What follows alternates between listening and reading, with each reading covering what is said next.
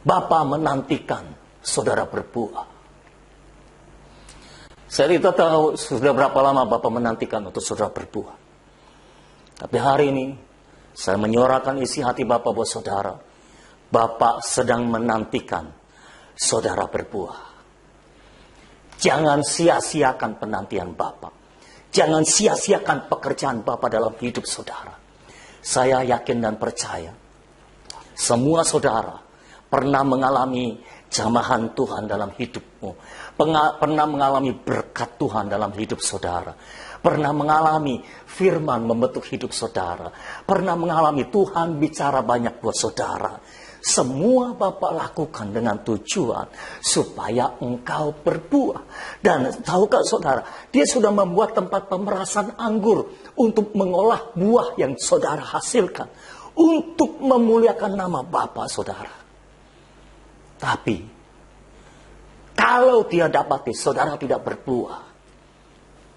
Pada ayat selanjutnya dikatakan dari Yohanes pasal 15, ya terpaksa Tuhan akan menggunting saudara, memotong saudara.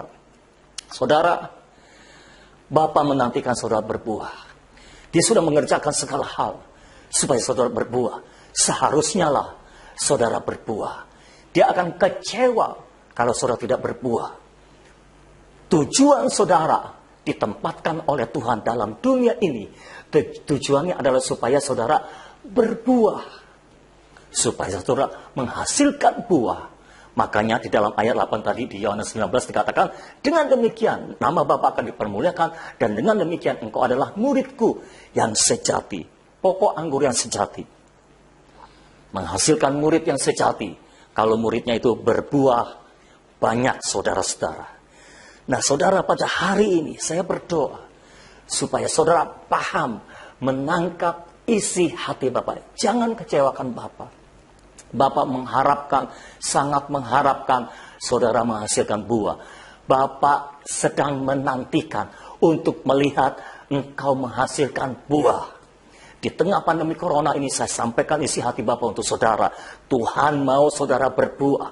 Semua yang terjadi ini Tuhan sedang memakainya untuk membentuk hidup saudara. Tujuannya supaya saudara berbuah. Itulah tujuan Tuhan dalam hidup saudara. Bapak itu berharap, bukan menuntut saudara. Dia berharap, karena dia sudah bekerja banyak dalam hidup saudara. Jadi, ya, jamak kalau dia berharap. Berharap itu beda dengan menuntut saudara. Kalau berharap itu sesuai dengan standar. Dia sudah berbuat banyak, secara normal. Seharusnya saudara bertumbuh, dia berharap saudara bertumbuh. Itu normal. Kalau tuntutan itu di atas normal, di atas standar. Dia nggak bekerja apa-apa dalam hidup saudara, tapi dia berharap saudara berbuah. Nah itu tuntutan.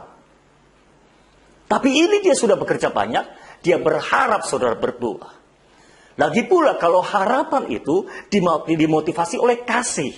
Bukan untuk kepentingan Bapak, tapi untuk kepentingan saudara. Nanti saya akan membahas minggu yang mendatang.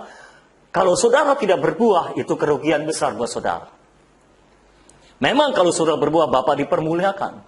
Tapi saudara juga diuntungkan sangat banyak. Dan kalau saudara tidak berbuah, saudara dirugikan sangat banyak. Jadi kenapa Bapak berharap saudara berbuah? Untuk kepentingan saudara juga. Bukan cuma untuk memuliakan nama Bapak. Memang dalam saudara berbuah, akan ada banyak agenda Allah yang diselesaikan dalam hidup saudara. Tapi kalau saudara tidak berbuah, itu akan merugikan saudara banyak. Saya berdoa supaya hari ini dalam pembukaan ini, saya berdoa supaya saudara minimal menangkap isi hati Bapak dahulu, bahwa Bapak ingin saudara berbuah. Dia sudah memberikan pokok anggur pilihan buat saudara. Ini benar-benar pokok anggur pilihan, karena pokok anggur pilihan yang rela mati buat saudara. Rela menyerahkan segalanya buat saudara, supaya saudara menghasilkan buah. Tangkap isi hati Bapak. Bapak sedang menantikan saudara berbuah. Saya berdoa supaya sepanjang tahun ini buah-buah mulai dimunculkan dari kehidupan saudara. Haleluya.